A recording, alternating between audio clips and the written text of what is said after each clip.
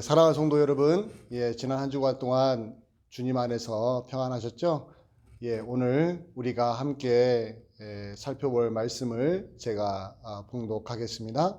에베소서 6장 13절과 14절의 말씀입니다. 13절 말씀, 그러므로 하나님의 전신갑주를 취하라. 이는 악한 날에 너희가 능히 대적하고 모든 일을 행한 후에 서기 위함이라.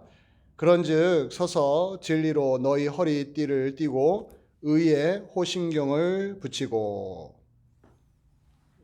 저는 여러분들에게 우리가 그리스도인으로서 영적 전쟁 중에 있음을 말씀을 드렸습니다. 이것은 성경이 계속해서 강조하는 너무 중요한 진리입니다. 우리는 영적인 전쟁 중에 있다라는 것입니다. 우리의 적이 누구냐? 마귀라고 이름이 성경에 정확하게 정의되어 있습니다. 우리는 마귀와 싸우는 예수 믿는 신앙인들입니다. 따라서 우리가 이 영적인 싸움을 싸워야 하기 때문에 그에 필요한 여러 가지의 무기들이 있습니다. 왜냐하면 적인 마귀가 계속해서 우리를 무차별적으로 공격하기 때문에 그렇습니다. 지금 우리는 코로나 바이러스와 싸우고 있지 않습니까? 이것은 어찌 보면 보이는 전쟁입니다. 그런데 이 마귀는 이 코로나 바이러스와 싸우는 우리들 배후에서 지금 우리를 무차별적으로 공격하고 있다는 겁니다. 어떤 공격이냐? 우리로 하여금 하나님을 믿어도 아무 소용이 없다라는 생각을 심어주는 겁니다. 코로나 바이러스에 너무나도 우리가 집중하다가 보니까 하나님을 잊어버리게 하는 것이죠. 하나님 없이도 살 수 있다고 만들어버리는 것입니다. 그리고 교회가 이 땅에 아무 유익을 주지 못한다고 교회의 무용론까지도 나오고 있습니다. 심지어는 교회가 오히려 코로나 바이러스를 확산시키는 주범인 양 오도하고 왜곡시키는 말들이 난무하고 있습니다. 이것이 바로 우리 그리스도인들이 보아야 될 영적인 시각이죠. 무슨 말이냐면 우리는 지금 코로나 바이러스와 싸우고 있지만 그 배후에서 하나님을 공격하고 하나님의 백성인 교회를 공격하는 마귀와 싸우고 있다라는 이 영적인 시각을 우리가 반드시 되새길 필요가 있습니다. 그런 면에서 우리는 어떤 영적인 무기를 갖출 것인가가 아주 중요하죠. 바울은 오늘 말씀을 통하여 하나님의 전신갑주를 취하라, 하나님의 전신갑주를 입으라라고 하면서 그 당시에 최강이었던 로마 군인의 복장을 보면서 영감을 얻어가지고 하나님의 백성인, 하나님의 군사인, 예수님의 군사인 우리 그리스도인이, 우리 교회가 어떻게 영적으로 무장해야 되는가, 그것을 자세하게 가르쳐 주고 있습니다. 6가지를 가르쳐 주고 있죠. 6가지. 그 중에 우리는 지난주에 첫 번째인 진리의 허리띠를 띠라, 이 말씀을 깊이 들여다보았습니다. 오늘은 두 번째로 진리 다음에 의로움에 대한 영적인 무기를 살펴볼 것입니다. 오늘 본문에서 14절에서 바울은 의의 호심경을 붙이고 라고 표현을 했습니다.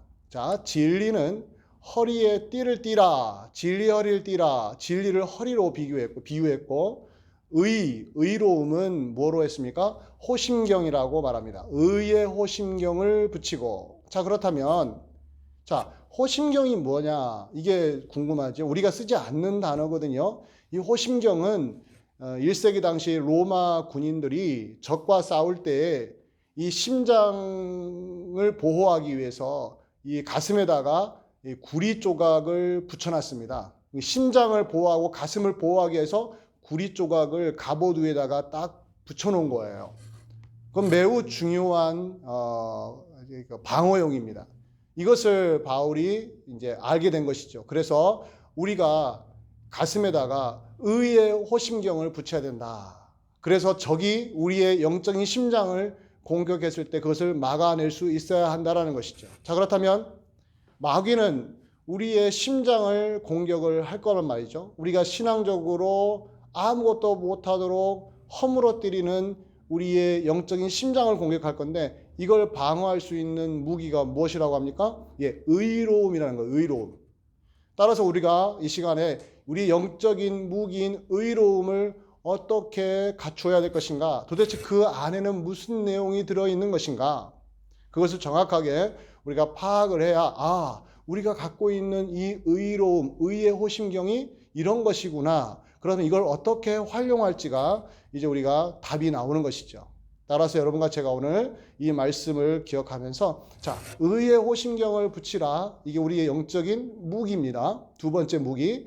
자, 그렇다면 의로움. 바울이 말하는 의가 무엇인지를 정확하게 알아야만 우리는 또 그것을 어떻게 할지를 알게 된다고 말씀을 드렸지 않습니까? 따라서 바울이 무슨 뜻으로 의를 이야기했을까? 이 의로움을 바울은 어떤 생각을 갖고 썼느냐, 이것을 파악을 해야 합니다. 자, 바울 서신을 보면 이 의에 대한 이야기가 많이 나옵니다. 근데 어떤 관점에서 주로 표현했냐면 하나님과의 관계라는 측면으로 의로움을 설명을 했습니다. 자, 우리의 생각과 많이 다른 건데요. 오늘날 우리가 의로움이라고 말하면 보통 행동 중심적으로 이해를 합니다. 행동 차원으로. 즉 정의, 공의, 의로움, 옳음 이런 행동적인 차원으로 설명을 하지 않습니까? 도덕적인 차원, 이런 면으로 이해를 하는데, 바울은 그런 것 전에 더 근본적인 문제로 접근했어요. 그것은 뭐냐면 관계적인 측면인데, 하나님과의 관계가 의로운 관계이냐, 즉 하나님과의 관계가 올바르게 형성되었느냐, 이런 차원으로 의를 설명을 한 것이죠. 자, 그런 면에서 여러분과 제가 바울이 의의 흉배를 붙여라, 의의 호심경을 붙여라 했을 때 그 의는 무엇을 생각하게 한다고요? 하나님과의 관계가 어떠한가? 하나님과의 관계가 의로운가? 옳은 관계인가? 올바른 관계인가를 점검하라는 것입니다. 그런 면에서 우리가 던져야 될 중요한 질문이 있습니다. 그것은 과연 우리는 하나님과의 관계가 의로운 관계인가? 우리는 하나님과 의로운 관계에 있습니까? 이게 매우 중요한 질문이에요. 이거에 대해서 바울은 상당히 많은 이야기를 우리에게 해주었는데, 그 중에 여러분들에게 대표적인 말씀, 로마서 3장 23절에 있는 말씀을 제가 인용을 하겠습니다. 로마서 3장 23절에 이런 말씀이 있어요. 모든 사람이 죄를 범하였음에 하나님의 영광에 이르지 못하더니, 여기에 보면 모든 사람이 죄를 범하였다고 말합니다. 그 결과로 그 죄를 지음으로 말미암아 누구와 멀어졌어요? 하나님과 멀어져 버렸어요. 하나님과 담을 쌓고 살게 되었다라는 거예요. 그게 하나님의 영광에 이르지 못했다라는 거죠. 이르지 못한다, 이른다라는 건 뭐냐면 하나님이 요구하는 수준에 절대적으로 미달되었다라는 이야기예요. 우리의 의를 가지고는 하나님의 의로움을 충족시킬 수가 없다라는 겁니다. 그 이유는 우리가 죄를 지었기 때문에 그렇다는 것이죠. 에베소서에서도 이 이야기를 아주 자세하게 말해주고 있어요. 우리가 6장을 읽었는데 에베소 2장 1절에 보면 허물과 죄로 죽었던 너희라고 말합니다. 이것은 우리를 말하는 건데, 모든 사람을 향하여 허물과 죄로 죽었다고 표현합니다. 모든 사람이 죄를 범하였으며 하나님의 영광에 이르지 못하더니를 로마서에서는 그렇게 썼고, 에베소서에 와서는 뭐라고 썼다고요? 허물과 죄로 죽었던 너희는, 이렇게 말하고 있다는 거죠. 또 에베소서 2장 3절, 두 절만 뒤로 가면은 뭐라고 말하냐면 우리는 본질상 태생적으로 타고나면서부터 하나님의 진노의 자녀로 있었다라는 것입니다. 하나님의 진노 아래에 있는 죄인이었다라는 것이죠. 자, 그렇다면 여러분과 제가 하나님과 우리는 어떤 관계인가? 우리는 하나님과 의로운 관계인가? 라는 질문 앞에 어떤 답이 나옵니까? 예스입니까? 노입니까? 당연히 노지요. 아니라는 거예요. 이 땅에 태어난 어느 누구도 하나님 앞에서 의로운 사람은 없다라는 결론을 성경이 계속해서 강조하고 또 강조한 것이죠. 이 부분에서 성경은 절대 물러서지 않습니다. 선언을 합니다. 우리에게 설득하지 않아요. 우리를 이해시키지 않아요. 선언합니다. 모든 사람이 죄를 범하였음에 하나님의 영광에 이르지 못했다. 허물과 죄로 죽었던 너희다. 너희는 태생적으로 본질상 태생적으로 타고나면서부터 하나님의 진노의 자녀였다. 물론 우리 입장에서는 억울할 수 있죠. 우리가 뭘 그렇게 잘못했냐고. 우린 나름대로 도덕적으로 윤리적으로 잘 살고 있는데 우리보다 더 나쁜 행동을 한 사람들을 향하여 너희가 너희 죄로 죽었다고 하면은 뭐 이해가 되는데 우리처럼 평범한 사람들 향하여 왜 그런 험한 말을 하냐고 말할지 모르지만 성경은 그 부분에서 조금도 뒤로 물러나지 않습니다. 여전히 우리에게 선포합니다. 예, 우리는 모든 사람은 죄를 범한 허물과 죄로 죽었던 본질상 진노의 자녀라는 사실은 변하지 않는 것이죠. 그런 면에서 여러분과 제가 분명하게 이해하고 있어야 합니다. 자, 그렇다면 그러면 질문이 또 생기는 거예요. 자, 하나님과의 관계가 이렇게 어그러져 있다면, 이렇게 적대적인 관계였다면 왜 우리 죄 때문에, 하나님 때문이 아닙니다. 환경 때문이 아니에요. 우리 죄 때문에, 나의 죄 때문에 하나님과 적대적인 의로운 관계가 아니라 적대적인 원수 관계라는 이야기를 우리가 성경을 통하여 들었잖아요. 그러면 우리는 어떻게 하나님과 의로운 관계를 형성할 수 있을까요? 이 부분에서도 여러분과 제가 답을 갖고 있어야 됩니다. 성경은 이 부분에서 명확한 답을 우리에게 주고 있습니다. 성경이 그런 면에서 너무너무 우리에게 중요한 본문들이죠. 자, 에베소서 우리가 6장을 읽었지 않습니까? 2장 13절에 이런 유명한 말씀이 나옵니다. 에베소 2장 13절에 이제는 전에 멀리 있던 너희가, 자, 전에 멀리 있던 너희가 그리스도 예수 안에서 그리스도의 피로 가까워졌다라고 바울이 말합니다. 자, 이런 말을 한 다음에 6장에 가서 의의 흉배를 붙이라고 한 거예요. 의의 흉배, 의의 호신경을 붙이라는 말을, 그 의로움을 이미 앞에서 설명한 거예요. 자, 전에 멀리 있던 너희가 누구로부터 멀리 있어요? 하나님으로부터 멀리 있다. 이 말은 단순히 거리적으로 좀 떨어졌다는 정도가 아니고 건널 수 없는 강을 앞에 두고 있다라는 이야기예요. 이미 하나님과 우리는 원수 관계, 적대 관계에 있다는 걸 멀리 있다고 표현한 것이죠. 그럼 우리가 하나님께 가까워졌어요. 우리가 뛰어가서 가까워졌나요? 우리가 열심히 운동해가지고 체력을 단련해가지고 하나님이 100m를 5초 만에 뛰어가니까 5초를 달성해 5초 만에 뛰어가지고 하나님 앞에 가까워졌나요? 아니라는 거예요. 우리가 전력 질주해서 하나님께 가까워졌다 하지 않고 그리스도 예수 안에서 그리스도의 피로 이렇게 말합니다. 방법이 뭐라고요? 우리의 방법이 아니라 그리스도의 피로, 그리스도의 피 흘리심으로. 어디에서요? 예, 예수 그리스도께서 십자가에 죽으신 그 사건을 말하는 거죠. 십자가에서 흘리신 그 피로 우리가 하나님과 적대관계에 있던 우리가 하나님과 가까워졌어요. 가까워졌다는 건 뭡니까? 원수 관계가 아니라 이제는 의로운 관계가 형성이 되었다는 거죠. 자, 공로는 누굽니까? 누구의 공로예요? 다시 말씀드리죠. 여러분과 제가 뛰어다녀서가 아니에요. 여러분과 제가 목숨 걸고 하나님을 위해서 헌신해서가 아니라 누구 때문에요? 예수 그리스도의 피 흘리심으로, 그분이 십자가에서 죽으심으로, 그 덕분으로, 그 덕택으로, 그 은혜로 이렇게 표현한 것이죠. 이걸 예수님의 공로로. 거기에는 우리가 단 0.0001%도 우리의 공로는 없습니다. 오직 예수님의 순도 100%의 예수님의 피로 우리가 하나님과 가까워진 것이죠. 자, 그렇다면 우리가 가까워졌는데, 예수님의 피로 가까워졌는데 거기에는 우리의 반응이 하나 나옵니다. 그것은 우리가 예수님을 믿음으로,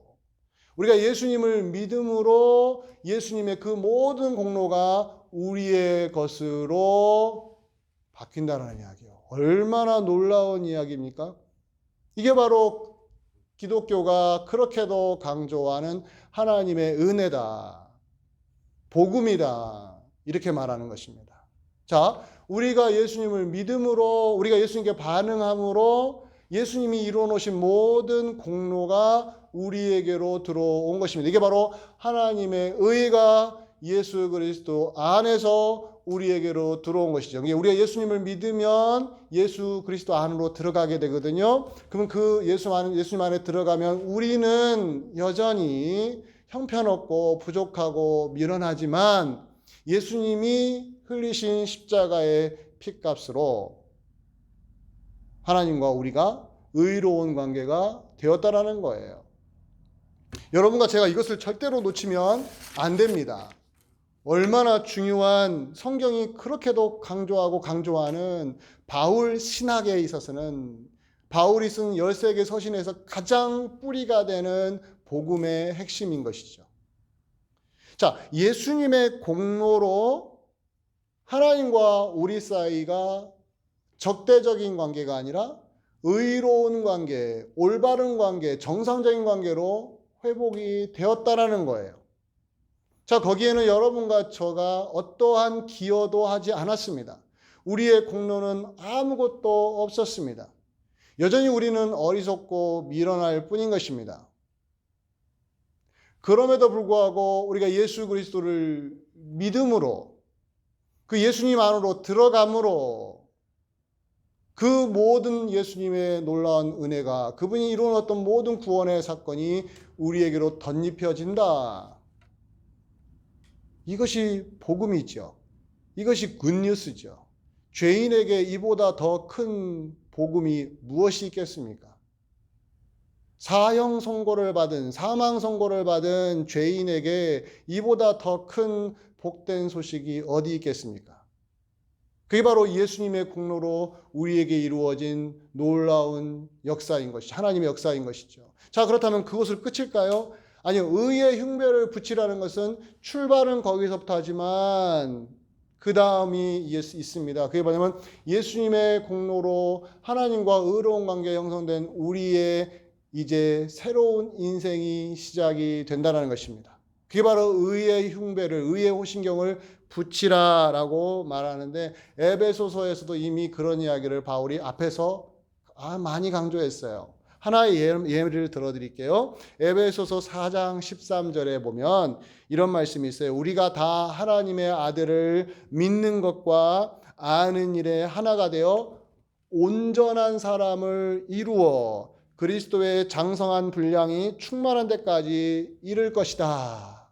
아주 멋진 말이죠. 자, 보시면 우리가 정말 하나님의 아들을 믿음으로 무엇을 이루어요? 온전한 사람을 이루어 어디까지 자라간다고요? 예, 그리스도의 장성한 분량에까지 자란대요.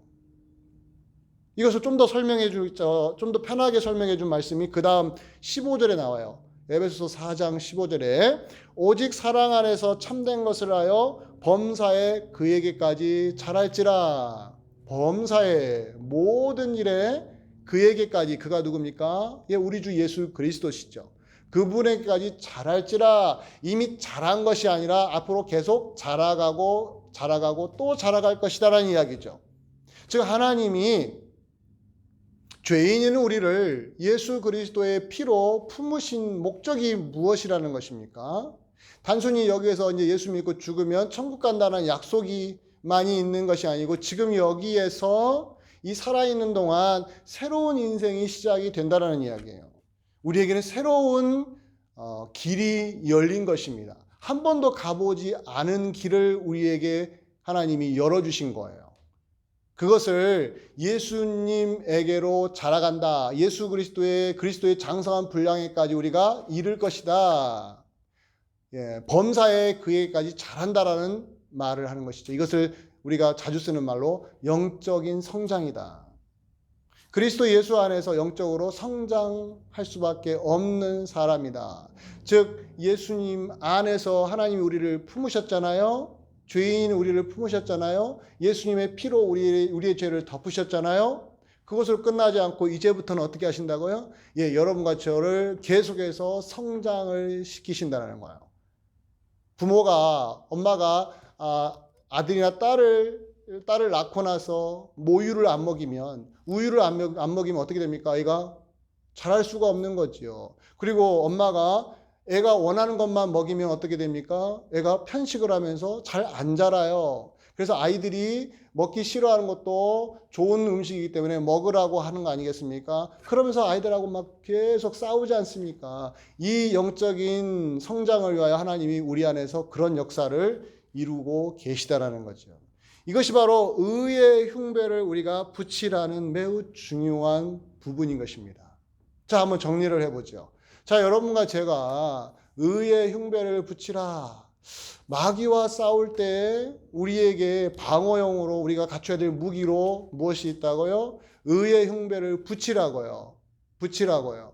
우리가 창조해내고 만들어내서 붙이라는 게 아니라 이미 있는 걸 가슴에다 붙이라고요. 심장을 보호하기 위하여, 우리의 영적인 성장을 보호하기 위하여. 출발이 어디입니까? 예수 그리스도의 공로로 우리가 하나님과 의로운 관계가 되었다라는 거예요. 그 은혜가 우리를 새 사람 되게 한 것이죠. 그래서 그리스도 예수 안에서 우리는 새로운 피조물이 되었다라고 많이 들어보셨죠. 그런 의미인 것입니다. 우리는 이제 새로운 사람이 되었습니다. 하나님의 백성이 된 것이라고 표현할 수도 있고요. 다양하게 성경에서는 표현하는데 이제는 새로운 인생을 시작하는 사람이 됨으로써 의의 흉배를 계속 붙이라는 건 뭡니까? 그리스도에게로 계속 성장해가는 신앙인으로 살으라는 것이죠. 이게 바로 의의 호신경을 붙이는 구체적인 행동인 것입니다. 시작은 우리에게서 하지 않았어요. 왜? 우리는 죄인이었기 때문에.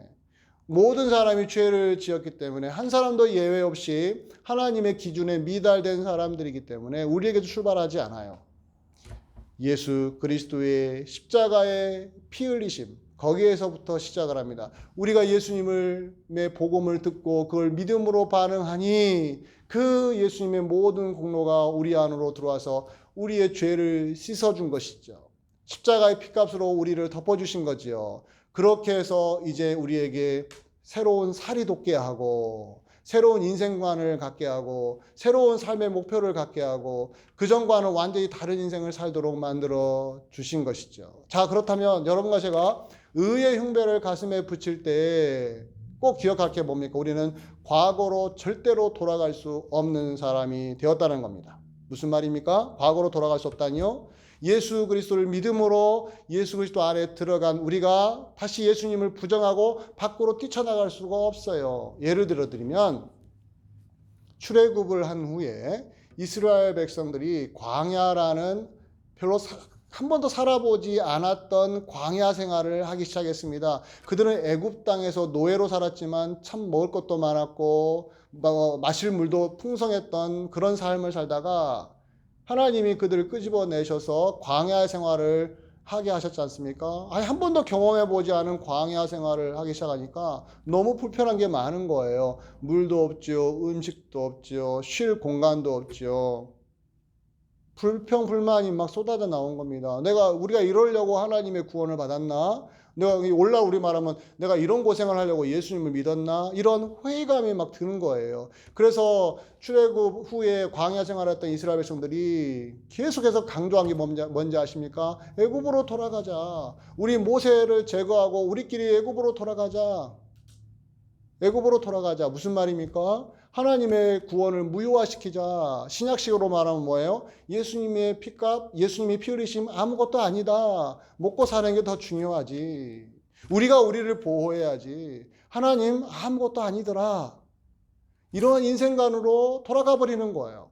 하나님 없는 인생으로 다시 돌아가 버린다는 거예요. 그럴 수 없어요. 자, 보세요. 광야를 지나는 내내 이스라엘 백성들은 애굽으로 돌아가자 했지만 돌아갔습니까? 못 돌아갔어요. 하나님이 탁 막으셨잖아요. 광야에서 그들이 죽을지언정 애굽으로는 못 돌아갔습니다. 이게 바로 하나님의 능력인 거예요. 예수 그리스도 안으로 들어간 인생은 새로운 삶이 시작이 되는데 그 삶이 때로는 좁은 길이고 가시밭길이고 왜요? 예수님을 위해 살다 보니까 때로는 희생을 당하기도 하고 헌신하기도 하고 때론 제대로 된 대접을 못 받기도 하고, 예수님 믿다 보니까. 그런데 그게 싫어가지고, 아이고, 나는 이제 예수님 필요 없다. 예수 믿으니까 아무 좋은 것도 없네. 하고 과거로 돌아간다 할 때, 돌아가게 하나님이 내버려 두실까요? 딱 막아버리세요. 뒤로 못 돌아가게 막아버리세요. 그래서 채찍을 들기 시작하시는 것이죠. 그래서 우리로 하여금 영적으로 성장하도록 모든 방법을 하나님이 다 동원하기 시작을 하신다는 겁니다. 자, 여러분, 의의 흉배를 붙이라. 이 말은 결국 무슨 말이겠습니까? 우리가 예수님에게로 계속해서 달려가는 인생, 하나님이 주신 새로운 인생을 의심하고 불평하고 원망하지 말고 순종함으로 잘 따라가는 거, 이것이 바로 의의 흉배를 붙이는 거예요. 그러면 의의 흉배를 안 붙이는 건 뭡니까? 과거로 돌아가자는 거예요. 예수 안 믿을 때가 더 좋았더라. 예수님 믿었더니 거추장스럽더라. 불편하기만 하더라. 예수님 믿는다고 했더니 맨날 욕만 먹더라. 이런 생활이 싫어가지고 예수님 믿는다는 거 다 벗어 던져버리고 과거로 돌아가는 거, 이게 바로 의의 흉배를 안 붙이는 겁니다. 무엇을 선택하시겠습니까? 마귀는 뭘 노린다고요? 의의 흉배를 붙이지 못하게 해요. 의의 호심경을 못 붙이게 만듭니다. 과거로 돌아가게 해요. 하나님 없이 살아도 괜찮다. 물질이면 최고다. 좋은 나라에서 살면 된다. 안전한 동네에서만 살면 된다. 하나님 보호 필요 없다. 이런 삶으로 가도록 유혹을 합니다. 지금도 유혹을 합니다.